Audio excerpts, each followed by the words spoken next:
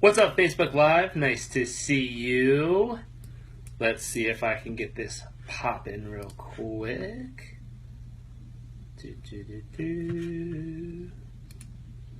Share. Nice to see you, nice to see you. While I'm getting this set up, I'd love to know where you're tuning in from and 3 things you're grateful for. If you remember from 2 sessions ago, we were talking about automatic positive thoughts versus automatic negative thoughts. According to science, we think about 60,000 thoughts a day. On average, 95% of those are pretty much the same thoughts day to day, like the repetitiveness of this, and 80% of those 60,000 thoughts tend to be negative. These are called ANTs, automatic negative thoughts. We want to retrain your brain to go for automatic positive thoughts, hence the repetition. So I'd love to know where you're tuning in from and 3 things you're grateful for. If you want to write those gratitude pieces, write them right below here in the little chat section. So let me share this real quick on my timeline. Post there. Let's see. Today we're going to be talking about 3 things: half-truths, unfinished business, and literally how this is detrimental to your overall results. Let me kick off the podcast. What's up, everyone? Thank you for tuning in to the Learn It, Live It, Give It podcast and our Facebook Live session of the day. As you're tuning in, I would love to know, 1, where you're tuning in from, and 2, what are 3 things you're grateful for? John is from the UK. Welcome, John. What are you grateful for? Gary, grateful, Portland, Maine, grateful for family, health, and career. Now, to dig a little deeper, according to Stanford research, they said once you've identified 3 things you're grateful for, then you want to define 5 specific elements about each one of those things to dig the gratitude deeper so you really feel it. So if you say you're grateful for your family, what specifically about your family, Gary, are you grateful for? If you're grateful for your health, what specifically about your health are you grateful for? And so on. You see how this goes. But as you dig deep, hopefully you write those down in a gratitude journal. And what that'll allow you to do is that will allow you to, oops, wrong page. That will allow you really, truly to bring that up and feel it at the deepest level. Let's see. Abby, nice to see you. Waco, Texas. New ideas, supportive family, new doors opening. Awesome. Richard, hello, Jairek from London. Hello, Richard from Tampa, Florida. I don't have negative thoughts, dude. I believe it. Grateful for Mastermind Group, chiropractor, Tesla, and CEO Elon Musk. Very cool. Let's see. Anelia? Cool. I think making live videos is great. UK, originally from Romania. Awesome. Cool name. Grateful for my family and husband. Wonderful. Well, welcome to the live chat here. Just so you know, as you're tuning in live, I see the number going up. That is good. If you know someone who's struggling by always telling half-truths, and we'll start with that today. A half-truth are those people who call you and tell you something along the lines of, "Hi, nice to talk. I have something really important to share with you, but you have to promise me you're not going to tell anybody else, okay?" Now, this is a phenomenon that's been going on in my family for quite some time. For some reason, there's been a pattern within my own relatives and family where people will call each other and say, "Listen, I'm going to tell you something, but don't tell anyone. You have to promise me, pinky promise, you're not going to tell anyone." And a long time ago, I remember sitting back and saying, wait a minute, I don't believe in half-truths. I don't believe in telling someone something that can't be said somewhere else. No, I believe there's certain people. What's up, vlog? Apparently my wife is now vlogging the Facebook Live. But I really honestly don't believe in having all these little secrets being passed around. Now, I realize some information is top secret information and it is only allowed to certain people at certain clearance levels in life. But the reality is most information being passed around it is little gossip, little thoughts, little facts or information, or hey, don't tell them I told you this kind of stuff. And in reality, if everyone just got real blunt and real honest with each other, which is a stance I took a long time ago, it clears out so much unneeded space that's being literally taken up by these little half-truths and secrets and thoughts getting passed and forth. I made a declaration probably like 5-6 years ago that I would not ever keep the secret that someone's going to call me and tell me like that.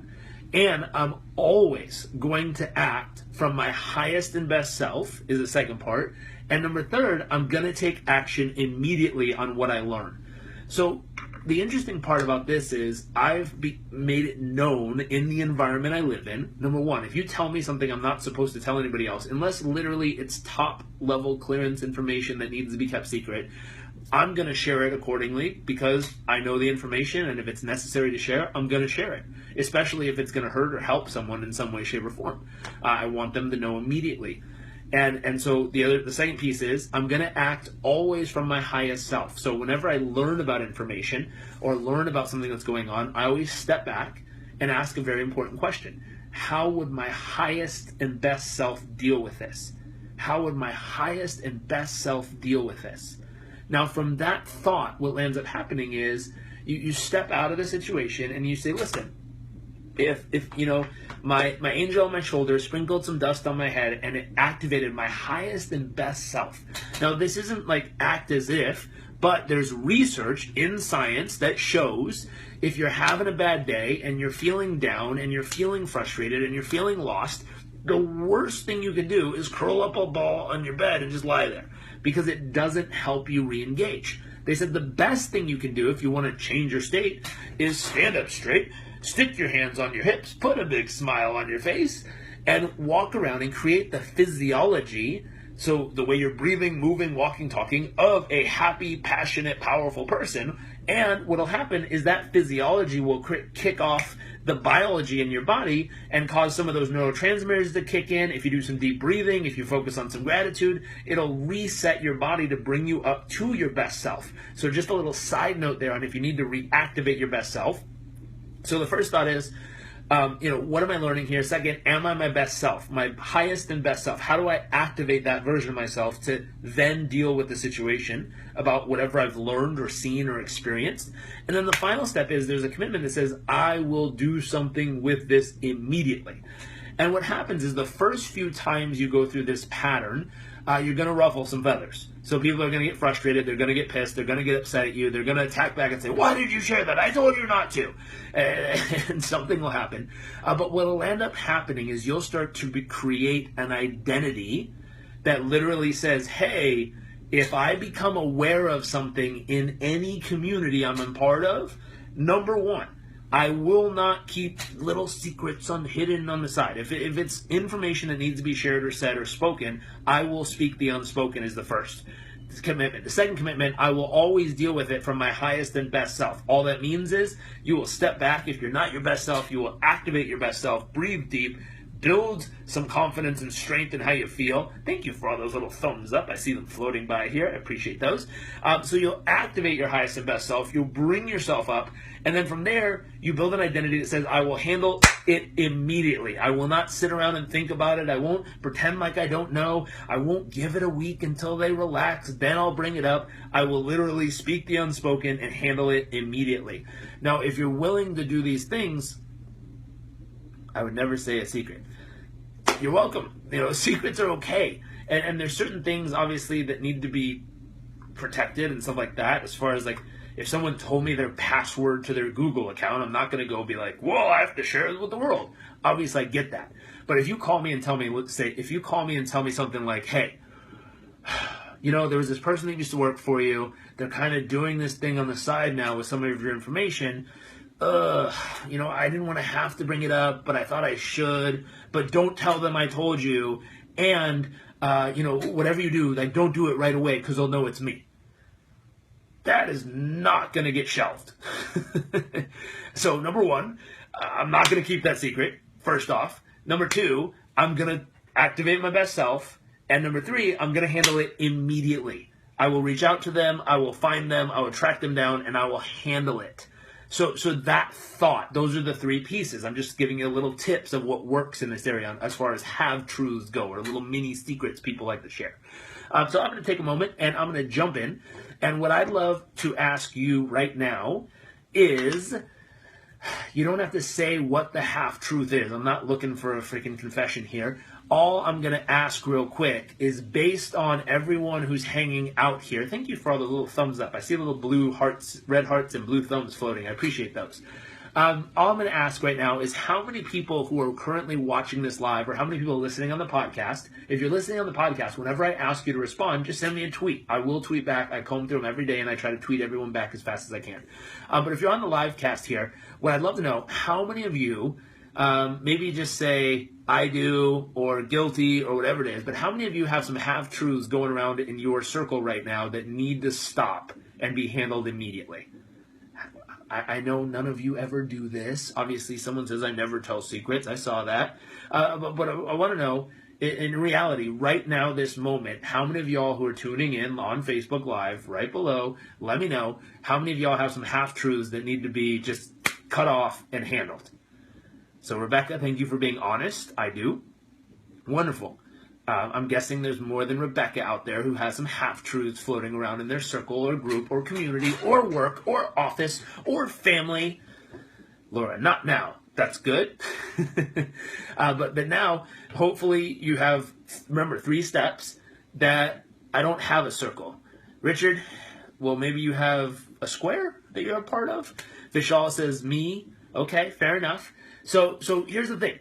All I want people to know is they're not alone. So if you look down, and thank you for participating, those of you who are, if you look down in the comment section, you see the fact that you're not alone. If you have some half-truths going around, if you have people in your community or circle or family or office or business or team or friendships, the fact is, if you have those thoughts, people just signing in, welcome. I'd love to know where you're tuning in from and 3 things you're grateful for. If you don't know why I'm asking that, scroll back to the beginning and watch from the beginning once this is complete.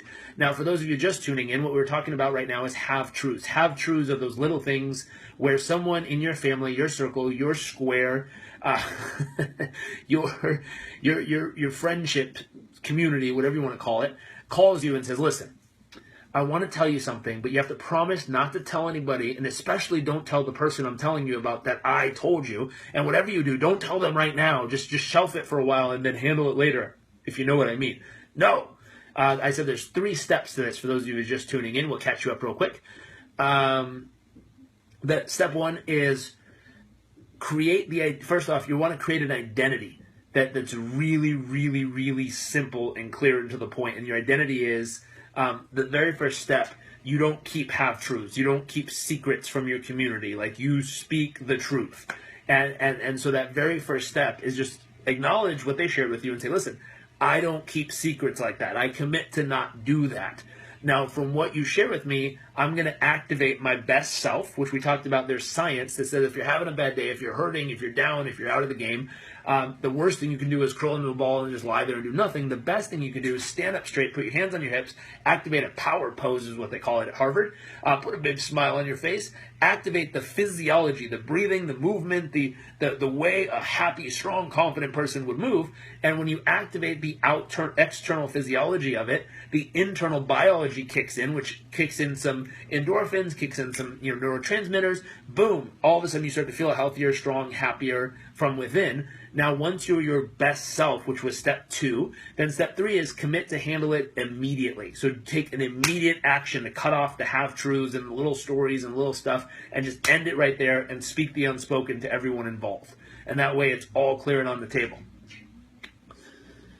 Let's see.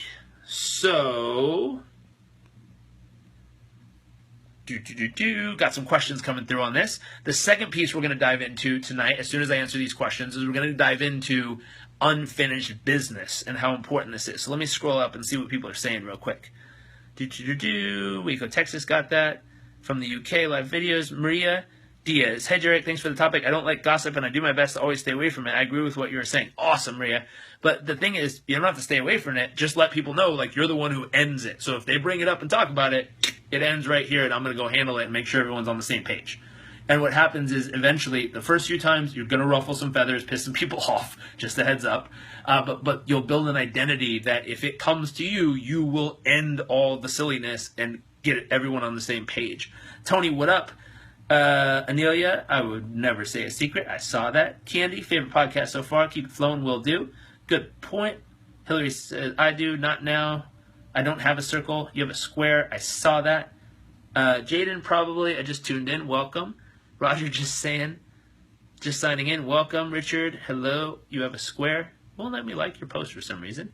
Laura, welcome. Glad to hear. Aaron says, I found myself sugarcoating information all the time, especially to my wife, because some issues, working on it. Interesting. So this gets into the unfinished business segment, which is the kind of the secondary part. The secondary part of the unfinished business piece is when you sugarcoat stuff and you use half-truths and you kind of just share a little bit of reality instead of just the God-honest truth of how it is. What ends up happening is it doesn't affect the person that you're not sharing with as much as it affects you. And this is how it starts to impede your performance, and this is how it starts to mess you up from getting your best performance and results possible.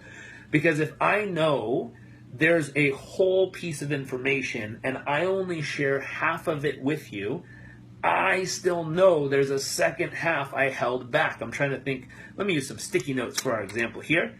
So if I know there's a whole piece of information, let me see if I can do some creative artistry here. Let's see what we got. We got a Sharpie, green Sharpie, pink notes. Let's see what we can do here. So let me see. If I know there's part 1 and part 2, so part 1, part 2, hopefully they're on the right side. I know the video will make it look backwards. Here, let's do it this way. I got to solve the backwards camera element of this footage. So if I know there's part 1 and part 2, haha, I beat you, backwards camera. If I know there's part 1 and part 2, and all I do is share with you part 1, knowing that part 2 can positively, negatively affect you in some way, it doesn't affect you because you take the information and go, oh great, I know part 1, that's awesome. Who it affects is me, because I walk around all day knowing, well, there's part 2 I wasn't really talking about, and oh, do I really have to bring it up? And oh, it's going to hurt their feelings, and it might upset them, and oh my gosh. And what happens is the unfinished business that's floating around in my nervous system affects my performance all day long because I'm holding on to this thought that's ruminating in my head, and it's taking up mental spotlight space. Mental spotlight, just to go into some science here, there's a book called, I don't think I have it right here, I have it somewhere in here, a book called Super Better by Jane McGonigal. She's a researcher who digs into video games and teaching people how these can help heal and magnify our performance. And one thing they found was when there were burn victims, so people who had massive, like really, really bad burns, they'd go to the hospital to get their burn treated. The most painful and excruciating part was treating their burn, so unwrapping it, treating the burn, and then rewrapping it. And normally they give these people like morphine for this, which is ridiculously powerful. Luckily I haven't had it, but I know friends who have, by hurting themselves, broken legs, skateboarding, stuff like that. And when they get morphine, they're gone. They're like in a different universe physically and mentally. You can't feel anything. Like you could knock on your head, you don't even feel it. So the crazy part is they tried seeing if there's something else out there that would literally help against the pain. And what they did is they took this virtual reality game, they had them go in this virtual reality game, and they used something that filled up their entire mental spotlight. So mental spotlight, real quick, just so you're aware, imagine in your mind there's this spotlight and this circle kind of formed there on the ground. So that there's the circle. Here's your mind, here's the circle. Now what's interesting is there's millions of things. Let me draw you a picture. So there's millions of things going around in your life, all around you. And then there's only so many things that can fit inside of the circle of your mental spotlight. Now, in the circle of your mental spotlight, those are the only things you can really feel or experience consciously. Subconsciously, in the back of your mind, all the other thoughts and feelings going on, your body is reacting to all the particles and stuff outside of the spotlight. But in the mental spotlight, those are the only things you really feel. So what they found was, with these researchers, the people, with burns, if they could consume their entire mental spotlight by giving them something that's very technically difficult to focus on, took lots of focus, lots of attention, lots of energy, that what would happen is they were able to lessen the feeling of pain on their arm, or on their burn, it wasn't on their arm necessarily, but on their burn, they were able to lower it 40% less than even with morphine was able to do. Now that is like mind-blowing and mind-boggling. The fact that by consuming a person's mental spotlight and focusing it on something other than the pain, they were not able to experience anything else, and they didn't even experience the pain at 40% lower levels than even morphine, the drug they give you. It's insane. Going all the way back here. Now, if I have 2 parts, I only share part 1 with you. I keep part 1 floating around in my mental spotlight. Remember, there's only so many technical drawings. There's only so many elements I can fit in my mental spotlight. So if I'm holding this in my mental spotlight, that means there's some other, and excuse my little drawings, but sticky notes going crazy here. Excuse my chicken scratch, but there's some other really important information that's not fitting inside of that little tiny mental spotlight here that's causing me not to perform at my absolute best. Going all the way back to the whole thought of where this started, if you have half-truths, you're only sharing part 1 of part 2 with someone and saying, oh, it's okay, I don't need to tell them the rest. You're floating this around in your mental spotlight all day long, and it's taking up space where other really important information could be instead, which is causing you to slow down and not perform at your absolute best. So, Aaron, sugarcoating the truth is jacking up your performance because you're clogging your mental spotlight with this stuff you're holding on to instead of just getting it out so that it's out there for good. Your mental spotlight's clear. The really important stuff can fit in there, and boom, you're at your best. Science lesson. Thank you for the question. Jaden, Brisbane, Australia. Grateful for living in a beautiful country with loads of opportunity. My amazing health. Family, very cool. Henry, grateful for my health, family, and my passion. Awesome. Roger, Austin, Texas, my health, my family, and my friends. Awesome. Vishal, here's a question. So how do you handle a situation where you're talking with someone who is helping you to better communicate with someone, lots of someones in this conversation, but the information you share is sensitive in nature, so you ask them not to share it? So here's a difference. If we rewind back to the beginning, there are times and places when, let's say you're working with a coach. You hire a coach, everything you speak about in the coaching relationship is completely confidential, except for stuff legally or physically dangerous that's happening, and we legally have the responsibility to tell it to an authority. Same thing goes with a therapist, same thing goes with a doctor. So that thought. If you've hired a coach, make sure you talk about confidentiality with them and say, listen, I'm going to be sharing information with you. Some of it's sensitive, and I need to make sure this stays confidential, and I need you to help me sort through it. Or have a similar conversation if really, truly, and I see what you're saying here. So let's say you have, it's your brother, and you say, I need you to help me sort through this, but don't tell mom. That gets tricky. What I would do, highly recommend, is instead of allowing it to get in the circle, which then causes him to only share part 1 with the mom, and he has to keep part 2, which jacks up his mental spotlight, keeps the really important stuff out, causes him to impede his performance. Go seek out a professional. Seek out a coach. Seek out a friend. Seek out someone who's not within that circle to communicate about it through, and just tell them from the beginning, hey, I need to sort out some thoughts. I just need help figuring out what to do. I'm not trying to share this with you. I just need a sounding board real quick. That's a much different conversation than going to, if your mom, your brother, and your dad are in the circle, and you go to mom and say, Mom, don't tell my brother or dad of what's going on, but I need some help. And then you go to dad and say, Dad, don't tell mom or brother. Then you go to your brother and say, hey, I got to ask you about this, but real quick, don't tell mom or dad about it. That jacks up everyone else's performance. And I know you're a big-hearted person and you don't want to screw over your whole family, so please don't do that to them. Let's see, Candy. St. George, Utah, health, friends, and amazing weather. Awesome. Elaine, hey, Jairek, what's the difference between telling half-truths and being overly optimistic to boost your own momentum? I don't understand that. Telling half-truths and being overly optimistic to boost your momentum. Can you give me an example, Elaine? I don't know what that means. Rebecca, grateful for my kids, my family, the drive I have for change and growth. Awesome. Richard, create an identity that's really simple and clear. You speak the truth. Commit to being honest in all relationships built on. Best self. Commit to handle it and end it right. Commit to handle it immediately. Handle it right there. Richard, thank you for summarizing up the points for today. Maria, okay, sounds great. Thanks for the advice. You're so welcome. Roger, why does it bother me so much when someone is telling a half-truth? Well, Roger, I've created a very technical science example here. It most likely bothers you because you know that there's other things you really value that you'd like to exist in your mental spotlight, And when there's something really important you want to fit in there, but you know when someone else is telling you a half-truth and this is clogging up your space, it bugs you because it's now ruminating in your mind, taking up space that you know there's other more important things that could be in that space, which pisses you off because now it feels like they're literally causing you to be distracted from the most important parts of your life. I'm guessing, I can't see you. Are you in your 30s or 40s? It looks as if. And if you're in your 30s or 40s, you've probably locked on to a mission in life. And if you have a mission in life, nothing else seems as important as conquering this mission. And therefore, if someone's telling you a half-truth, they tend to be distracting your mental spotlight from staying on mission. Therefore, they're messing with your whole mission in life, and that would piss me off if someone's screwing with my whole mission. So just a thought, if you're in your 30s or 40s, is probably a reason under it. Aaron, affects me more when I sugarcoat it. Exactly. Just say it as it is. Handle it. Get it out of your mental spotlight. Let it be. Just handle the unfinished business there.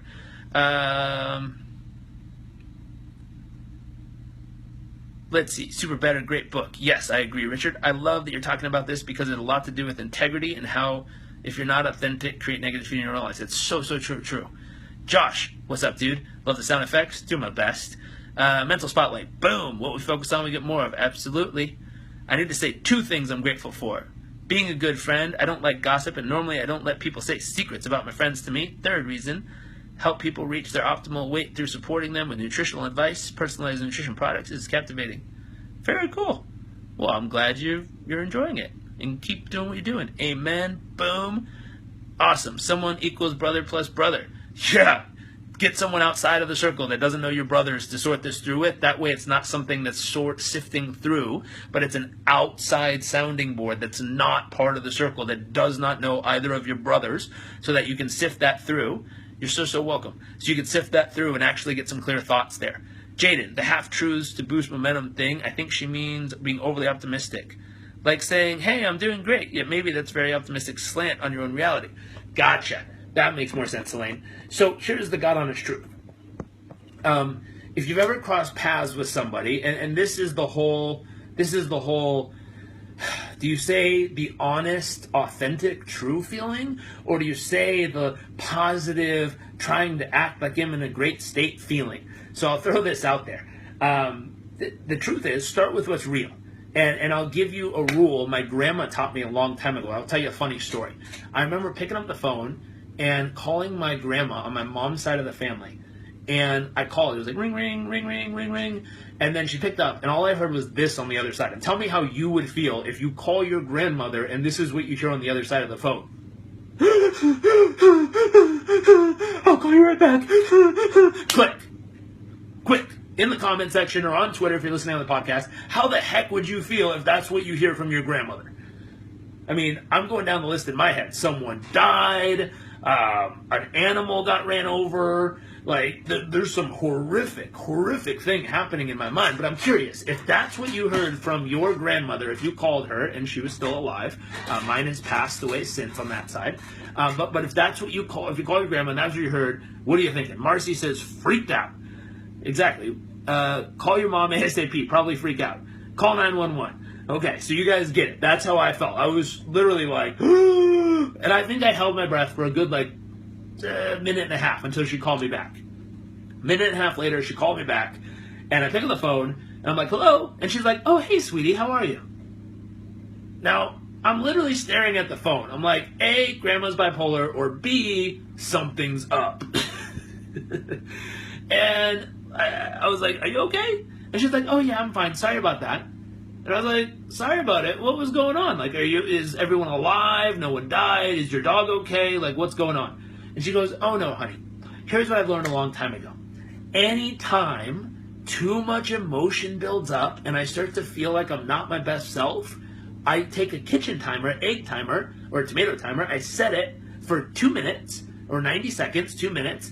And I just let all the emotion out. And I really go for it, like 110%. I just let it all out. And I was like, wow, okay. And I said, so what did I catch you in the middle of? And she goes, I don't know. I guess my feelings were hurt and I felt a little frustrated, a little upset. So I turned on the timer and... Oh, there we go, we're back. So she just whammo, turned on the timer, bam, let it go, and for 90 seconds she just bawled her eyes out, wailing and crying. I'm like, man, her neighbors must think something crazy is going on in there. But wailing and crying and throwing pillows, but just let it out. And I was like, wow, how fucking cool is that, Marcy? I love that. Let yourself feel what you need to feel. There's the authentic part. Now, here's what she said next. That's fucking genius. She said, I never let myself stay there more than 90 seconds. I went, smart lady. Now I know where the big guy picked it up from. And so, Elaine, here's the thought. Instead of being inauthentic and telling everyone, oh, I'm having a great day, when you're not having a great day, listen. Shut the door. Lock yourself in the little single-person bathroom. Don't do it in the big bathroom with everybody. That'd be weird. But find your space. Put on freaking 90 seconds and let it rip. Just let that shit out. Feel everything you need to feel to the deepest extent possible. I remember I was hanging out with a bunch of, monks from India, very cool guys from Monash University, and I was talking to these guys, and they said, any emotion felt to the deepest extent always leads to joy. Now, that's a very Eastern approach, but here's the thought. If you allow yourself, instead of avoiding the feeling of negativity or upset or angst or feeling or frustration or hurt or anything, divulge, but only for 90 seconds. Give yourself a timer, set it to 90 seconds, and let it rip. Now, I'll give you a few thoughts on this. One, don't do it with other people in the room. It gets kind of interesting if that many people are around. Oh, yeah, Richard, don't pick up the phone. Boom! That's right. And so, yes, that's that thought. Elaine, makes sense, Jairek. Thanks. So welcome. So that's what you do. Instead of fake it till you make it, all this other crap. Now, if you're at work in the middle of the day and you don't have the ability to kind of disappear for 90 seconds and let it rip, then maybe, put yourself in a peak state. So power pose, like Harvard says, hands on the hip, chest up, like Superwoman or Superman, smile on the face, and activate a better state. But at some point within that period of the day, get home and let that shit rip for 90 seconds. And that way you just let it out. And that way you felt the emotion to the fullest extent humanly possible. It's gone. Move on with the day. Now you can go actually feel better because that shit's out of your system. So let's see. Let me scroll back, see what we got going on here. Let's see. Okay, makes sense. The advice is one brother helping me with another brother. The reason I'm speaking to my brother is because we know each other better than a coach. And pitfalls in communication, so he's trying to help me help my brother. So the only tricky part, Vishal, is the fact that everyone's related to each other. I guarantee there's little things not being spoken. The best thing you could do, and this is the wrong word for it, but have an intervention where everyone gets together and you all sit down and clear the unspoken air in the same room with the goal that says, by the end of this conversation, we will have this air cleared. And if you're able to do that, now the key is you might want to bring in an outside person who doesn't know the situation, who can help you sort through the conversation and help you an intermediary who can help intermediate, I think this was called, but can help you kind of negotiate through the conversation and get everything cleared on the table. But the best thing you can do is never have a dyad, always have a triad. So there's 3 different opinions in the room. That way you can give feedback to the person who isn't getting it, or they can give feedback to you if you're not getting it. But always better to get it in the room, handle it immediately, be your best selves, and just clear the air. Let's see. How do you make sure you don't get misunderstood? Be direct doesn't work for everyone. So here's the key. I'll give you a few keys to make sure you're not misunderstood. Number 1, don't fucking text or email anybody something that if there's already tension going on. The best way to do it, if you're going to send a message, send a verbal message. So the cool thing on an iPhone, you can hit record. You can record a verbal message and send them the audio of the message so they can hear the tone of your voice. Because if I send something to you and you're already pissed off and it says, hey, just call me later, you can read me that as all kinds of ways. You can read that as, hey, just call me later. You can read that as like, hey, I guess just call me later. I mean, you can read it in a million different tones of voices, and the tricky part is if someone's pissed, they're going to read it in their head in the voice that they're feeling. Therefore, it might piss them off even more and probably be misunderstood.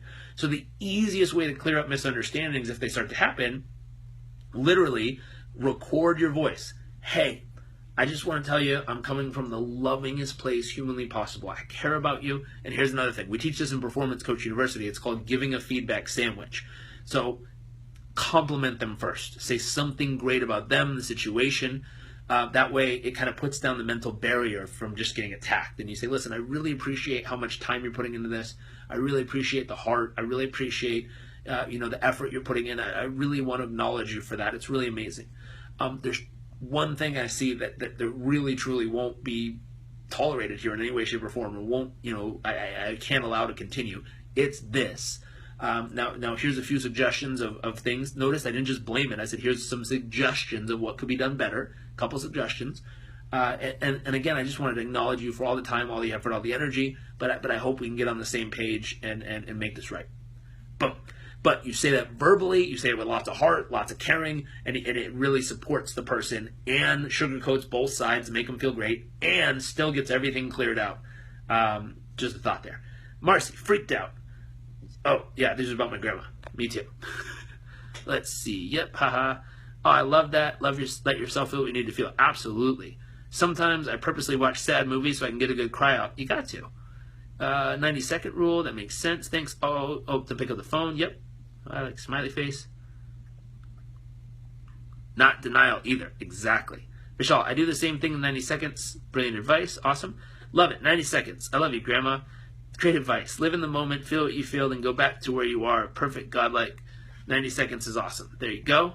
Okay. I'm buying a timer. Love it. 90-second rule rules. Let's see. How do I get booked on the Performance Coach University, Mr. JR? Go to performancecoachuniversity.com. We're setting up enrollments. You're welcome to join right now. And it's the 16th, so there's people already in it this month. We try to group them in the beginning of every month and start them off on the first Monday. That way there's a group to do live Q&A together. But we have students from Italy, Ireland, US, UK, Taiwan, Tokyo, Thailand. We have students all over the world coming through there. Richard, if you want to check it out, go to performancecoachuniversity.com. And it has all the information up there, including a couple free trainings if you want to check it out and see what's the content experience like in the program. Thanks for asking. So where do we start? Half-truths, handle those. Unfinished business. So we talked about unfinished business. And what was the other piece for the night? Half-truths, unfinished business. I guess that's it. We got it. High five. Anyways, if you have any questions, performancecoachuniversity.com. Thank you. Yes, that's the one. That's our newest program. If I can, for 30 seconds, give it a little plug. It is a 12-week online performance coach training program. The first week or so is a crash course on how to be a world-class coach. Now, when I say coach, it doesn't mean just being a life coach or performance coach. What it means is if you're in a leadership position. So if you're an entrepreneur, a manager, if you run a team or own a company or in charge of a family, and you want to better be able to coach and manage your people, the first so many modules are according to the ICF and BCC, which is Board Certified Coach and International Coaching Federation. What are the core elements every coach needs to know to be a solid coach?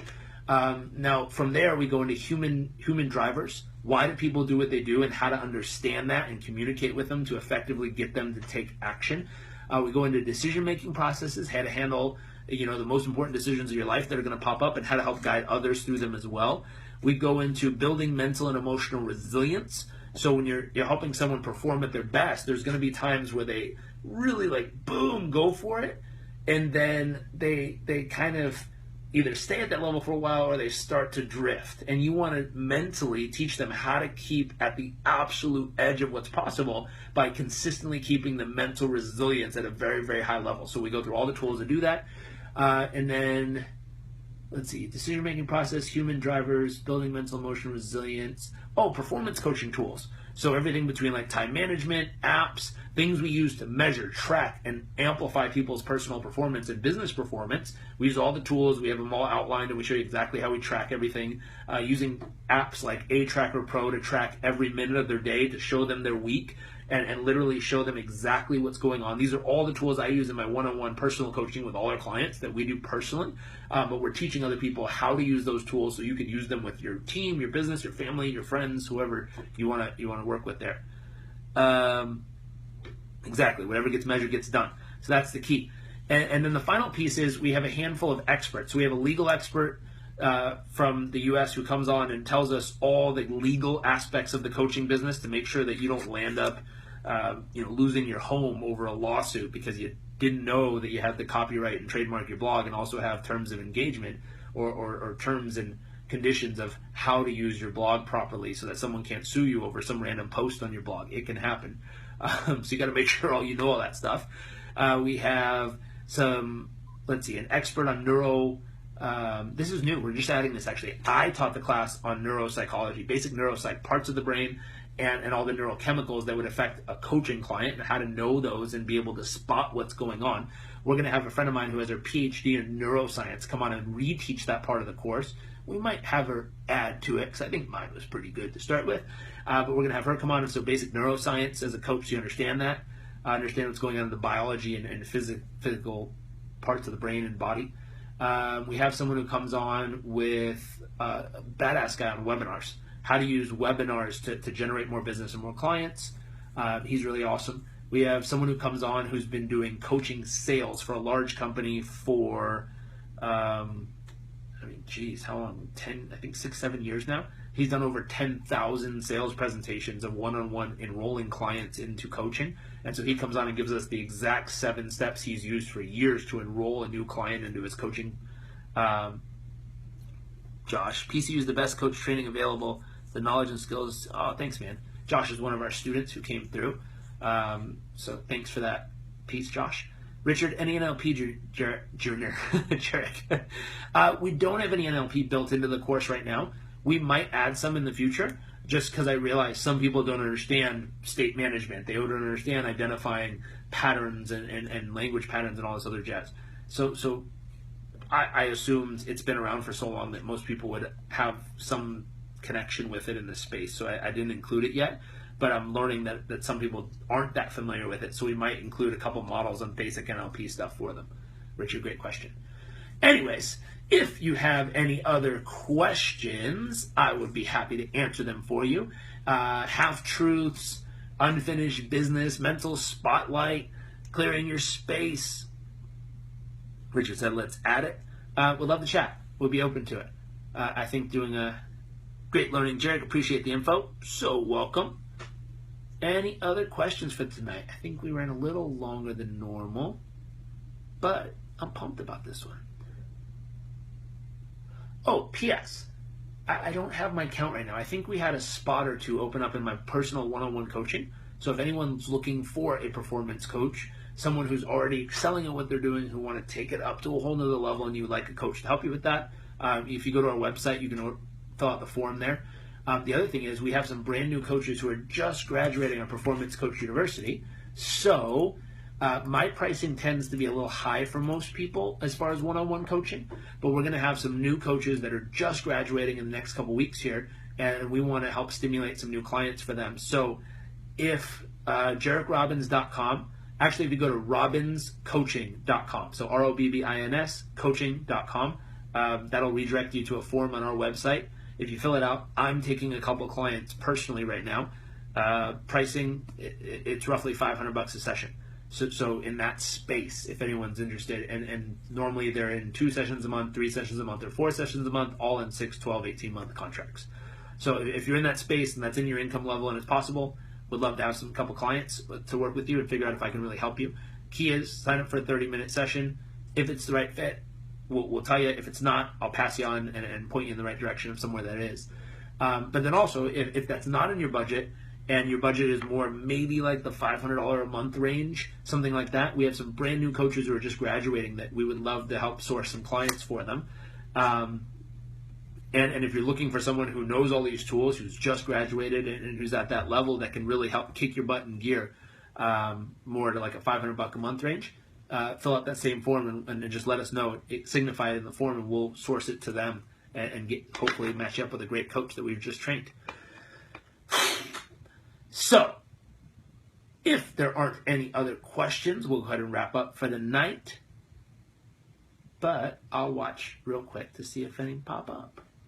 For those of you on the podcast, we're going to go ahead and wrap this up. So hopefully you have an amazing day, and I will see you all tomorrow on the podcast. Now, for those of you live, let's see what we got.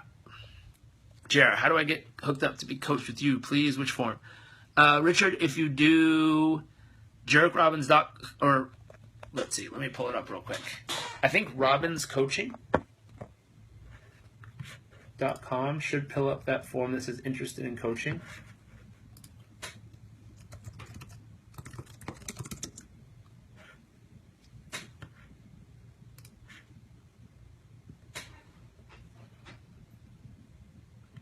Yep, ROBBINS. So RobinsCoaching.com. It says enter your information for a free discovery coaching session application. Just fill that out. An email will be sent with you with a link. That email will have everything we need to know just to make sure that it's the right fit. We could set up a call one-on-one. I'll chat with you, make sure I can really deliver on what it is you're up to. If I can't, again, I'll point you in the right direction. If I can, and I really feel confident in helping you get to where you want to go, we can set up an agreement and go from there. Love to have you, Richard. And if you're interested in PCU, it's Performance Coach University. One-on-one coaching is RobinsCoaching.com. 2 B's. So ROBBINS coaching.com. It'll redirect you to a form on our website. So I'm going to wrap it up. And Richard, if you can't find it, just send me a direct message on Facebook and I'll take it from there. Definitely see you tomorrow here. Thank you. Good night.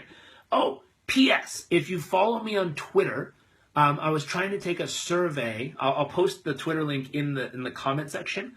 I'm trying to figure out what time works best for everyone to tune in live. I'm going to see if I can do these days back to back. But I want to make sure it's a time that everyone was willing to jump on. So I'll post the link in the comment section. If you're still watching, comb down, find it, and vote via Twitter survey what time frames work best for you. Anyways, have a great night. See y'all tomorrow. Bye.